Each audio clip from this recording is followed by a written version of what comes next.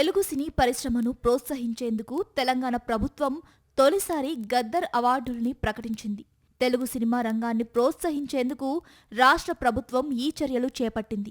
Gaddar Telangana film అవార్డుల jury committee chairman Jayasudha, FDC chairman నిర్మాత దిల్ రాజు తాజాగా మీడియా సమావేశం ఏర్పాటు చేసి అవార్డు కోసం ఎంపికైన వారి జాబితాను విడుదల చేశారు. 2014 నుంచి 2023 వరకు ఒక్కో ఏడాదికి ఒక్కో ఉత్తమ సినిమాకు అవార్డులు ప్రకటించారు.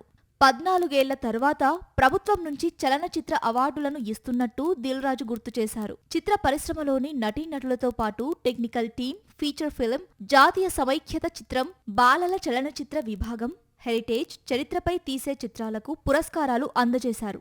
గద్దర్ అవార్డుల కోసం అన్ని విభాగాల్లో 1248 నామినేషన్లు వస్తే వ్యక్తిగత కేటగిరీలో 1172, అలాగే feature film, documentary, film critics వంటి తదితర విభాగాల్లో 76 దరఖాస్తులు వచ్చాయి. 2024 విషయానికి వస్తే ఉత్తమ చలనచిత్రం కల్కి 2898 ఏడీగా నిలిచింది.